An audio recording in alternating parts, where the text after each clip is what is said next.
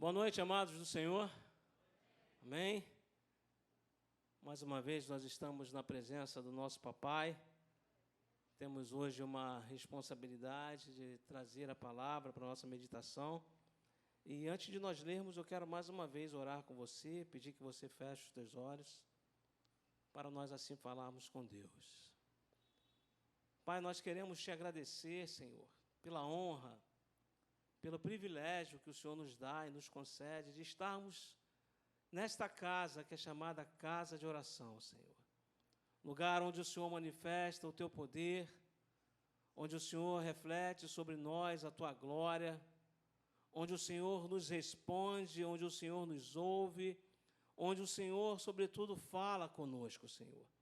E nesse momento onde nós nos preparamos para ouvir aquilo que o Senhor tem para nós queremos pedir a manifestação da Tua graça, da Tua sabedoria, do Teu amor, ó Deus, sobre cada um de nós. Que o Senhor venha quebrar todas as cadeias, todas as resistências, que o Senhor venha abrir a nossa mente e o nosso entendimento para a compreensão exata de tudo aquilo que o Senhor quer nos falar. Estou aqui, Senhor, totalmente dependente de Ti. Usa-me, que o Teu nome seja glorificado e bendito eternamente. Eu oro em nome de Jesus. Amém. Amados, eu quero te convidar a abrir a palavra do Senhor em Jeremias, capítulo 17.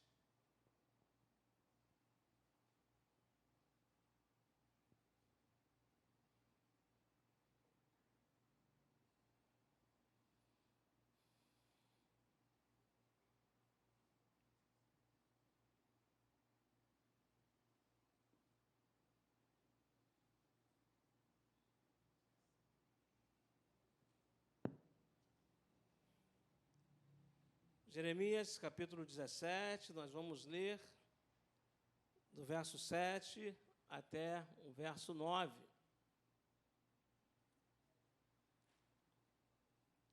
Esperar todos acharem.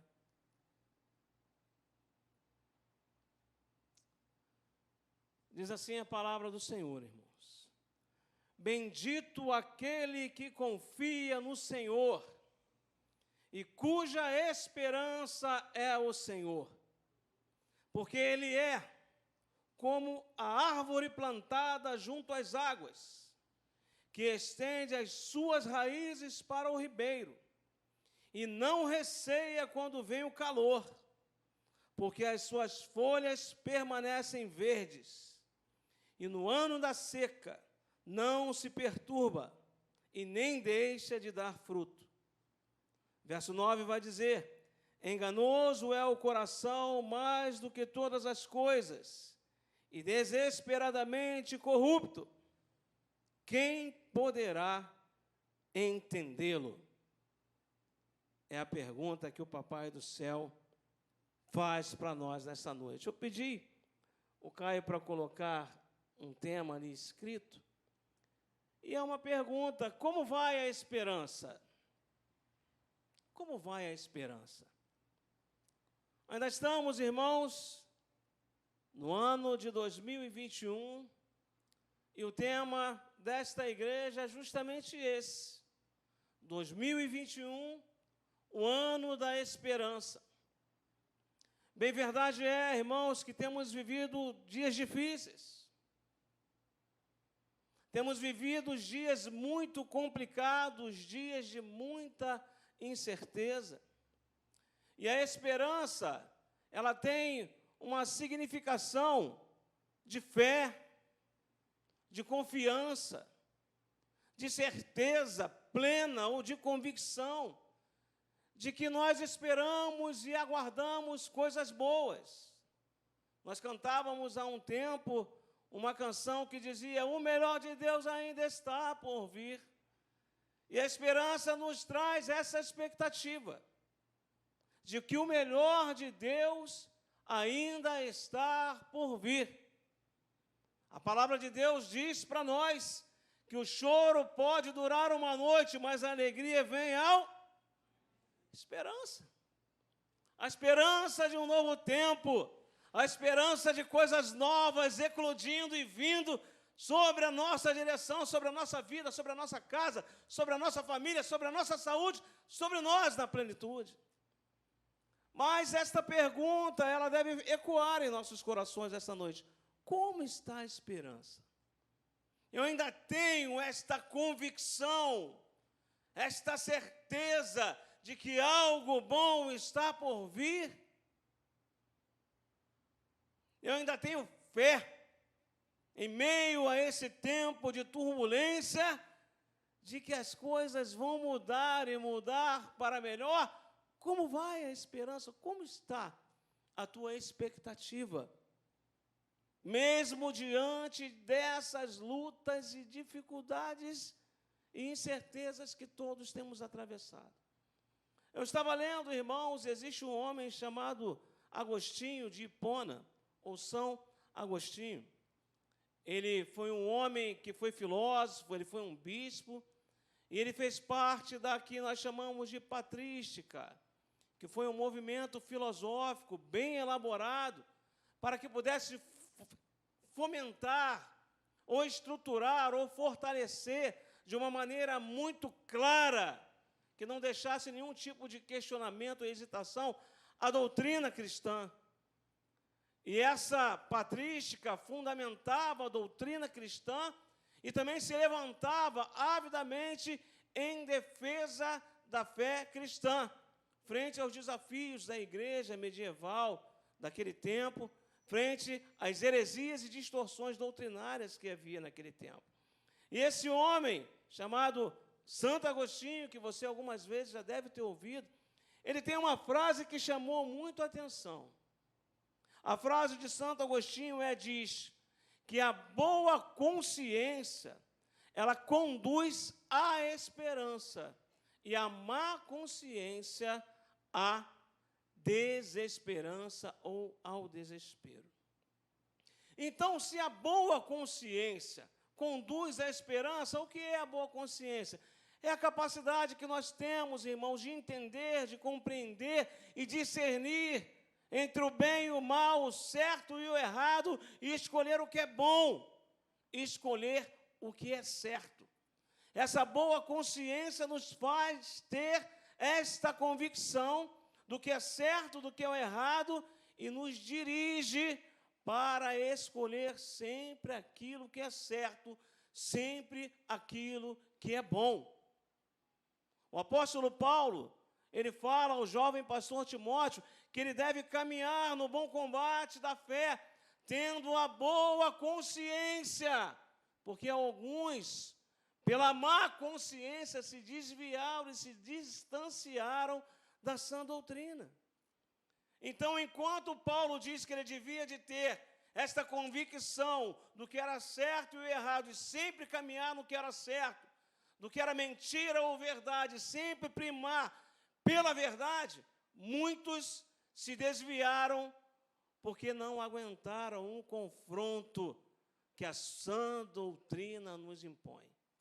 Amados, a palavra de Deus vai dizer em Efésios 2, você não precisa ler, abrir, que naquele tempo, no tempo da ignorância, nós estávamos sem Cristo, separados da comunidade de Israel e estranhos às alianças e sem Deus no mundo.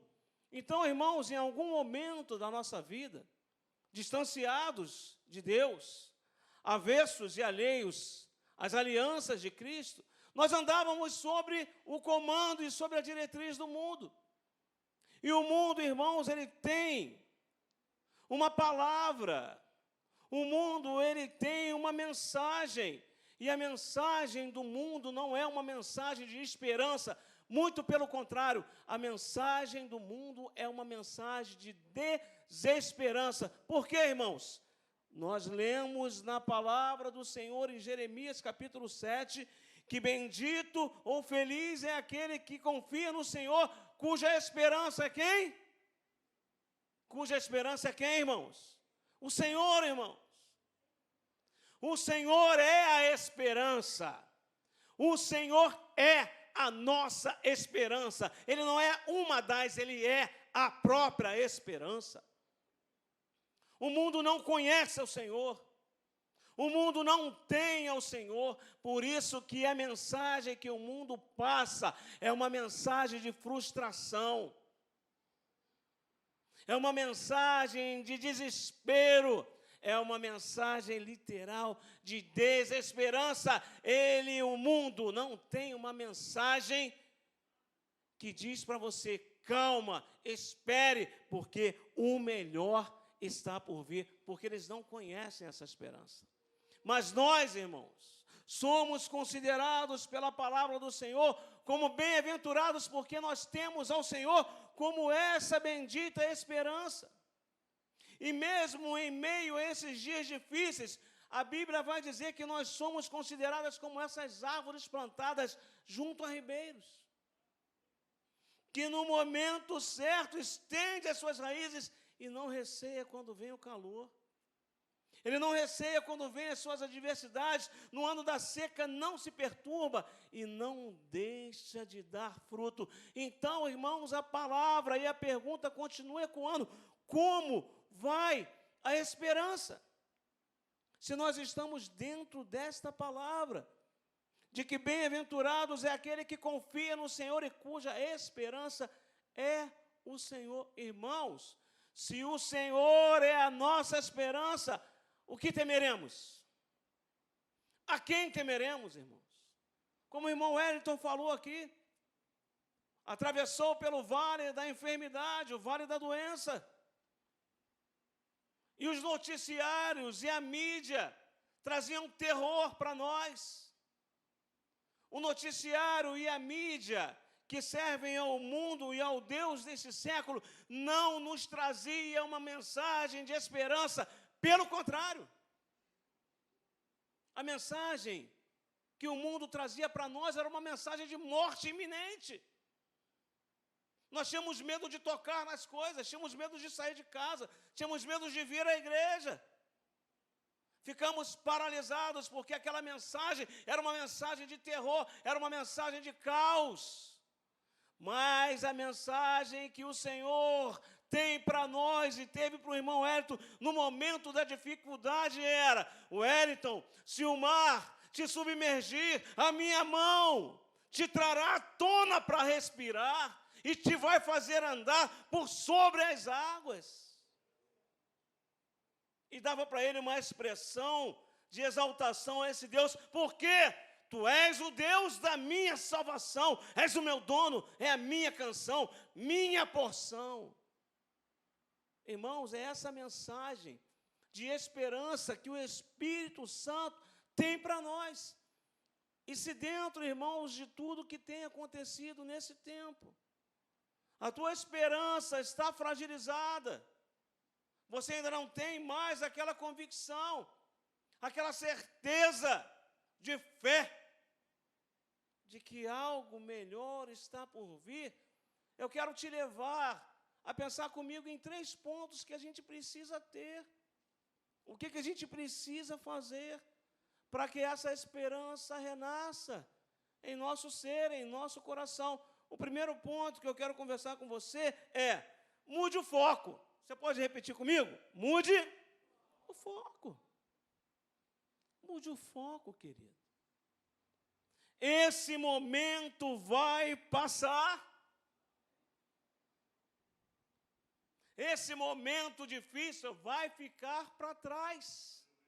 Esse momento difícil tem prazo de validade. Deus é o Senhor do tempo, irmãos. Deus, Ele continua no controle absoluto da história. A gente precisa desfocar, porque, queridos, o que nós ouvimos hoje é o caos na economia, é o caos na família, é o caos religioso, é caos de tudo quanto é lado, irmãos. São muitas lutas, muitos desafios, pessoas que querem tomar o poder à força e mexe com a nossa estrutura, mexe com a nossa mentalidade. A mensagem que se tem hoje é essa mensagem de desesperança, de caos, de dificuldade, de luta, de aflição, de angústia, de medo, de terror. mude o foco. Pare de assistir e ver determinadas emissoras.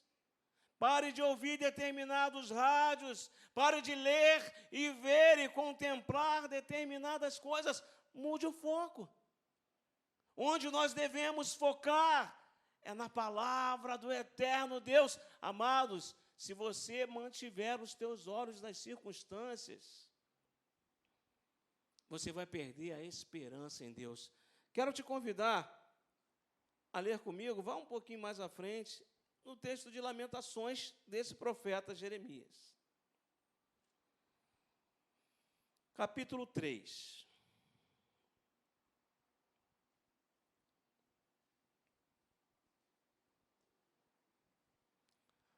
Amados, o texto, o livro de Lamentações de Jeremias, ele vai falar justamente de terror. Onde Babilônia invadiu o restante de Jerusalém, o que ficou da segunda deportação, queima tudo, assola tudo, destrói tudo, deixa tudo numa situação difícil. E Jeremias lamenta. Ele tinha um temperamento melancólico. E ele começa a lamentar, por isso que o texto é esse, Lamentações de Jeremias.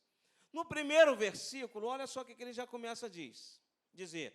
Eu sou um homem que viu a aflição. Os olhos dele estavam focados na aflição, causada pela vara do furor de Deus. Ele me levou e me fez andar nas trevas, não na luz. Certamente ele voltou sua mão contra mim, sem parar todo dia, irmãos. Você já começa a perceber aqui que o ponto de vista de Jeremias já estava distorcido, porque ele estava olhando para a calamidade que se apresentava, pelo caos que era patente aos seus olhos. Era algo real. Mas se você for ver, irmãos, do primeiro versículo até o versículo 20, é só lamentação, é só murmuração. Ele está olhando só para as circunstâncias, para as lutas e para as adversidades. Até que, penso eu, que Deus começou a ministrar ao coração do profeta e o fez tirar o foco das circunstâncias adversas e o fez olhar e lembrar do Senhor que o chamou, aquele que disse para ele lá: ei, Jeremias, eu te escolhi dentro do ventre, antes do ventre da tua mãe. Você não tinha nem forma ainda e eu já te conhecia, eu já tinha te escolhido e já tinha te dado as nações como profeta, Jeremias. Sou eu esse Deus que permaneço no controle. Quando Jeremias tirou o olhar das adversidades que estavam sobre Jerusalém e o lugar em que ele estava inserido, e ele se volta para o Senhor, olha como é que as coisas começam a mudar a partir do verso 20. Ele diz aqui, ele começou a ser ministrado por Deus, o olhar dele se voltou para o Senhor. Minha alma continuamente se lembra disso e se abate dentro de mim, porque ele estava olhando só para as circunstâncias que eram adversas. Então ele estava se lembrando das lutas e tinha abatimento na sua alma. Mas, olha como é que a mentalidade dele começa a mudar no verso 21. Eu quero trazer à memória o que pode me dar esperança. Ele já tira o olho das calamidades e das adversidades. E ele já lembra do Senhor e diz: quero trazer à memória o que pode me dar esperança. Aí ele lembra das misericórdias do Senhor. As misericórdias do Senhor são a causa de não sermos consumidos, porque elas não têm fim. Elas se renovam cada manhã. Grande é a tua fidelidade. A minha porção é o Senhor, diz a minha alma. Portanto, esperarei nele. A esperança brota, a esperança renasce. 25. O Senhor é bom para os que esperam nele. Bom é aguardar a salvação do Senhor, e isso em silêncio. Amados do Senhor, a gente precisa mudar o foco. Se você continuar focado no problema, como diz o pastor Genesi, já era, queridos. A esperança vai correr por entre os seus dedos e as dificuldades elas vão aumentar. Eu não sei que problema, que dificuldade está se apresentando para você, mas Jeremias vai dizer, quando ele tira o olhar do foco, a minha porção é o Senhor, portanto, esperarei nele, porque bendito é aquele que confia no Senhor, porque ele é a bendita esperança. Então, a primeira palavra para nós é mudar o foco. E a segunda é, clame por Ele. Amados do Senhor, é mudar o foco, mas é olhar e clamar ao Senhor, porque dele vem o nosso socorro. O Salmo 50, verso 15, o Senhor ele vai dizer para nós o seguinte, invoca-me no dia da tua angústia, e eu te livrarei, e tu me glorificarás. No dia da angústia, invoca-me. Outros versículos que eu anotei aqui, Salmo 34, 17. Os justos clamam, o Senhor os ouve e os livra de todas as suas tribulações. A partir do momento que o justo clama, o Senhor os ouve e os livra de todas as suas tribulações. Salmo 138, verso 3. Quando clamei, tu me respondeste, deste-me força e coragem. A partir do momento que se mudou o foco e se olhou para o Senhor, o justo clama e o Senhor ouve e livra. O justo clama e ele responde e dá força e coragem. No Salmo 30, verso 2, Senhor meu Deus, a ti clamei por socorro e tu me curaste. Amados, quando nós clamamos ao Senhor por socorro, Ele nos cura dos traumas que esse tempo tenta impor sobre as nossas vidas. Esses traumas tentam imputar em nossa mente, em nossa alma, no nosso coração, que só coisas ruins nos esperam, mas a Bíblia tem uma mensagem de esperança para nós. A Bíblia diz que aquele que vai caminhando e chorando, ele volta com seus feixes, e o que acontece? O que acontece, irmãos? A esperança renasce, a esperança se renova. Ele volta jubiloso, ele volta regozijando-se no Senhor. Ele traz de volta os seus feixes em alegria. E essa é a expectativa que nós precisamos ter no Senhor. Clamar a Ele e pedir, Senhor, aviva a minha confiança e a minha esperança em Ti. Reacende, Senhor. Esse momento, irmãos, que nós estamos vivendo é um momento de que nós precisamos ter mais proximidade com o Senhor. Olha o que Romanos 15, 13 fala para nós. E o Deus da esperança encha vocês de toda alegria e paz, na fé que vocês têm, para que sejam ricos de esperança no poder do Espírito Santo. Ele chama a Deus de o Deus da nossa esperança, irmãos. E ele diz que esse Deus da nossa esperança, a partir do momento que nós nos achegamos a Ele, no clamor, na oração, Ele nos enche de alegria e paz, para que a gente transborde de esperança no poder que há no seu Santo Espírito. Então você precisa responder esta pergunta inicial: como vai a esperança? Se ela estava amortecida, se ela estava prestes a deixar de existir, peça a Deus para reavivar, peça a Deus para acender esse fogo da esperança dentro do seu coração. Então, o primeiro tópico é você mudar o foco. O segundo tópico é você clamar por Cristo, porque nós ouvimos aqui que o Senhor cura, que o Senhor socorre, que o Senhor restaura, o Senhor liberta. O povo estava no cativeiro e o Senhor disse para Moisés: Moisés, vai lá libertar, porque eu vi e ouvi a aflição e o clamor do meu povo. Não adianta ficar chorando no cantinho. tem que clamar, irmãos. Rasgar a alma, rasgar o coração diante do Senhor e dizer: Senhor, socorre-me. E o Senhor vai te ouvir, e o socorro bem presente na angústia vai se apresentar a você. E o terceiro e último tópico, irmãos.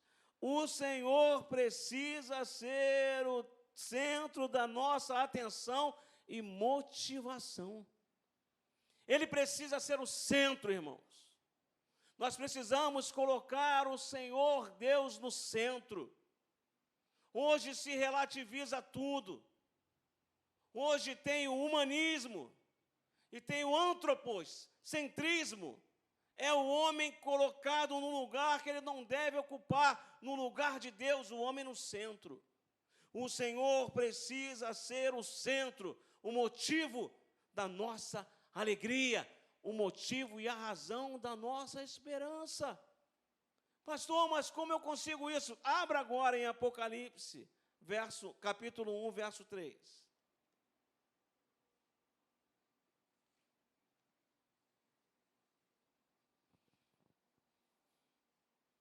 Uma das maneiras de você atrair a presença, de fazer dele o centro e a sua motivação, a renovação da sua esperança. Apocalipse 1, verso 3. Ele vai dizer assim para nós, irmãos: bem-aventurado, feliz, aquele que lê. Olha só, bem-aventurado aquele que lê. E bem-aventurados aqueles que ouvem as palavras da profecia e as guardam, as coisas nelas escritas, porque o tempo está próximo. Bem-aventurado o que lê e o que ouve as palavras da profecia e guardam, porque o tempo está próximo. Amados do Senhor, o Senhor quer se revelar a nós nesse tempo. O Senhor quer que essa alegria e que essa esperança, ela encha o nosso coração. Porque, irmãos, a fé vem pelo... E o ouvir o quê? A palavra, irmãos. A fé vem pelo ouvir e o ouvir a palavra de Deus. É a palavra que cura, é a palavra que liberta, é a palavra que restaura.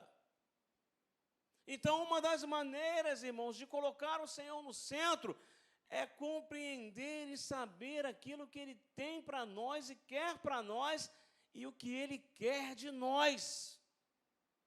Lendo, ouvindo e guardando, colocando em prática as palavras desta profecia, porque o tempo está próximo, irmãos.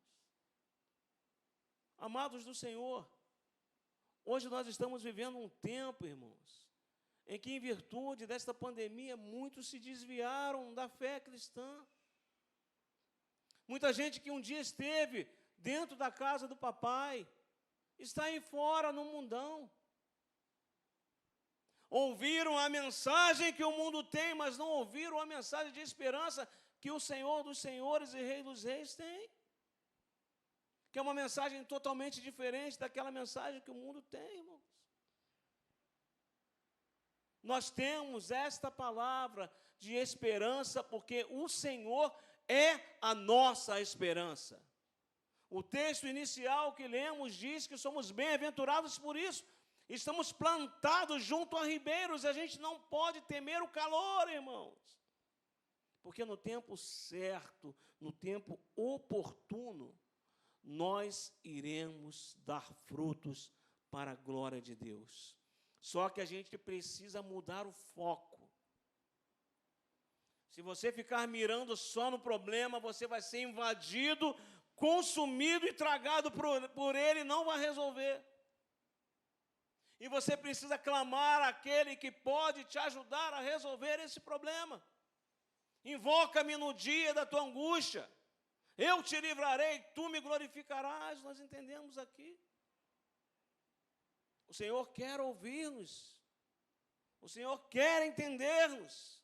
O Senhor quer ministrar e falar aos nossos corações esta mensagem de esperança. Mas para isso a gente também precisa fazer dele o centro, a razão da nossa alegria, a razão da nossa motivação. Lendo a sua palavra, ouvindo a sua palavra e guardando a sua palavra no nosso coração. Eu estava pensando, irmãos, para a gente terminar nessa brevíssima reflexão, é que a gente já ouviu diversas vezes um ditado que diz: a esperança é a última que... Você já avaliou isso, irmãos? A esperança é a última que morre. Agora, à luz do texto que nós lemos, volta lá em Jeremias 7. Vamos dar tratos à bola, como uma professora de geografia muito tempo atrás falava. Vamos pensar, vamos refletir. Nós conhecemos há muito tempo, e a gente verbaliza e repete, que a esperança é a última que morre.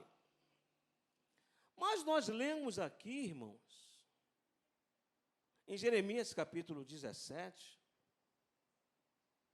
no verso 7, que eu quero que você leia comigo pausadamente.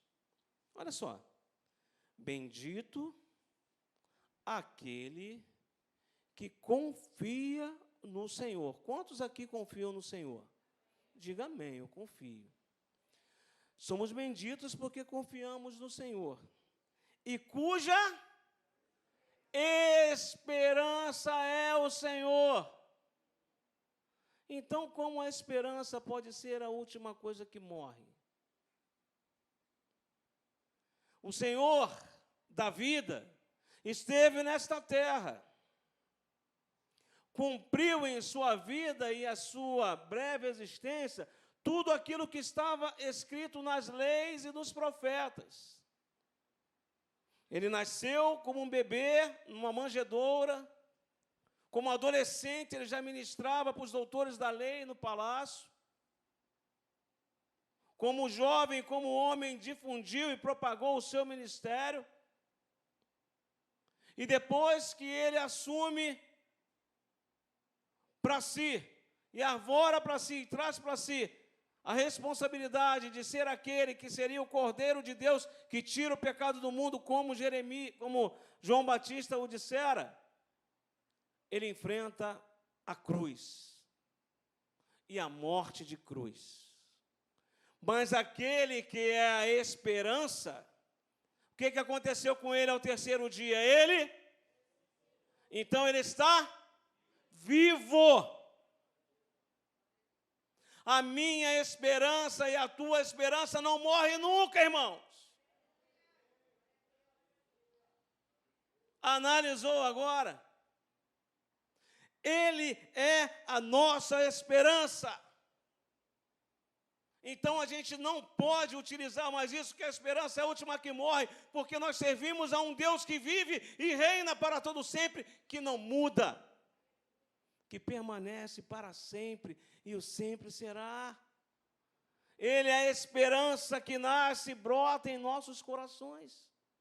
Então, para ser bem enfático, tire o foco do problema, tire o foco da pessoa.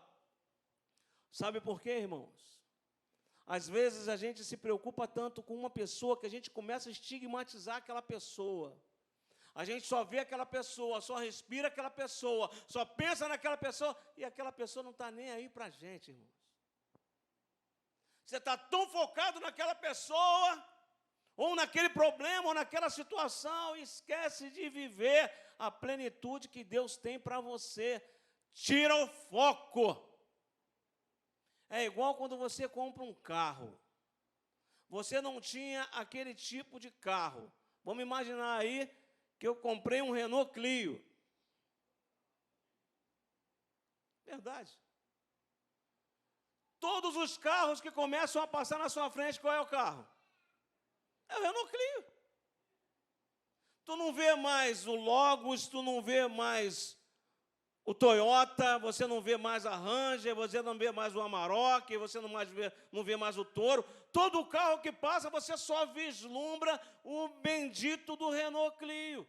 Porque é o teu carro, é aquele que você comprou, é a realização do teu sonho, ele está na tua mente, latente, e quando passa 200 carros e passa o Clio, caraca, lá bonitão aquele ali, vou botar aquela... Irmãos, a nossa mente começa a trabalhar, gerando uma alegria e satisfação por aquilo que a gente conquistou. Então, irmãos, o nosso foco tem que estar naquele que é a nossa esperança, que tem o melhor para nós.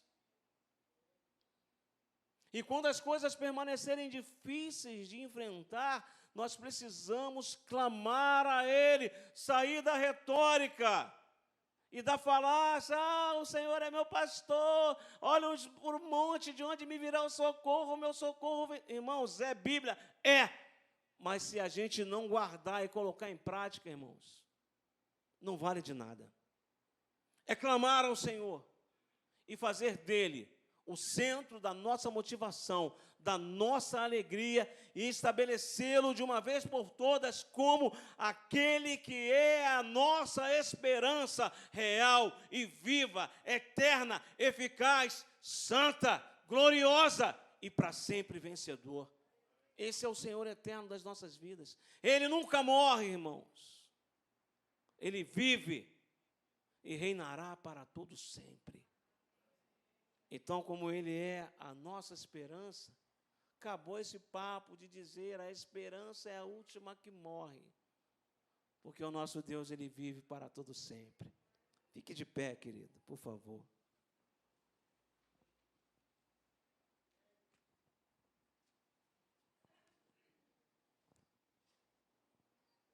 Existem muitas coisas, irmãos, que querem minar a nossa esperança. Muitas coisas que querem minar a nossa alegria, a nossa expectativa de que coisas maiores virão, milagres acontecerão. Tem um cântico do Delino Marçal que é muito tremendo, que ele fala justamente isso: coisas maiores virão, milagres acontecerão. Você não imagina o que Deus irá fazer. Quando o nosso foco fica somente nas circunstâncias, irmãos, cria-se uma nuvem espessa que não nos permite ver a glória de Deus e o agir de Deus em nossas vidas. O Senhor é Deus presente, irmãos. Ele disse para mim e para você na sua palavra que é eterna, que é irrefutável, que é inegociável, que é a inerrante palavra de Deus. Eis que estou convosco todos os dias, até o fim do mundo, até a consumação dos séculos. Esteja onde você estiver, em que condições que você estiver, creia, o Senhor se faz presente. Isso é tão tremendo, irmãos, que a palavra de Deus vai dizer que o Senhor tem prazer na morte dos seus santos. Sabe por quê? Porque Ele está presente, irmãos. Ele está presente até nesse momento difícil para nós enfrentarmos. Ele se faz presente. E Ele dá a ordem aos seus anjos a nosso respeito. Então, feche os teus olhos. Coloque diante de Deus essa dificuldade que você está atravessando. Essas situações e essas circunstâncias difíceis. Peça ao Senhor: Senhor, enche-me da tua alegria. Enche-me desse gozo, desse prazer, Senhor. Ó Deus, transborda em mim esta viva esperança de que coisas maiores virão, milagres acontecerão. Peça ao Senhor para te fortalecer. Peça ao Senhor para te encorajar. Eu espero de coração de que você saia daqui diferente de como você entrou, com uma resposta diferente à primeira pergunta que foi feita. E a esperança, como vai? Se de início era, pastor, está fraquinha. saia daqui com a seguinte resposta: a minha esperança não morre, ela vive e viverá para sempre, porque a minha esperança é Jesus. Nós queremos te agradecer, Pai, pelo teu poder manifesto em nós, pela tua palavra revelada. Queremos te agradecer porque o Senhor nos ergue. Queremos te agradecer porque o Senhor tem uma palavra de esperança, de fé, de ousadia, de coragem para cada um de nós. O Senhor tem uma palavra de motivação. E sobretudo, Deus, como o Senhor mesmo disse para os seus discípulos e fala para nós, as palavras que o Senhor nos tem dito são espírito e vida. Nós queremos te agradecer por tão grande amor, pelo cuidado que o Senhor tem por cada um de nós, porque nos momentos mais difíceis o Senhor sempre nos traz uma palavra de ânimo, de alento, e o Senhor ainda nos dá a alegria de ouvirmos a tua voz nos dizer: bem-aventurados são aqueles que confiam no Senhor. Aqueles que leem, aqueles que ouvem, aqueles que guardam as palavras dessa profecia. Queremos te agradecer por sermos felizes em ti, Senhor, amados por ti, encorajados por ti, fortalecidos por ti. Que o Senhor, em nome de Jesus, venha repreender todo desânimo, Deus, porque nós ouvimos aqui que quando o justo clama, o Senhor ouve e os livra de todas as suas aflições. E nós estamos aqui nesse clamor, como tua igreja, como teus filhos. Senhor, vem sobre nós com o teu poder. Vem sobre nós com a tua alegria. Vem sobre nós com o teu renovo, Deus. Restaura a nossa sorte, Deus. Nos ajuda a permanecermos firmes e constantes, sempre abundantes, como diz a tua palavra, sabendo que no Senhor o nosso trabalho não é vão. Nós te glorificamos, Deus, nós te exaltamos por essa oportunidade rica de estar na tua presença, te adorando, te louvando e ouvindo a tua voz. Nós assim o fazemos, confiados no nome santo e eterno de Jesus, que vive e reina não somente hoje, mas para todo sempre. Se você crê, diga amém. Se você pode, aplauda o Senhor.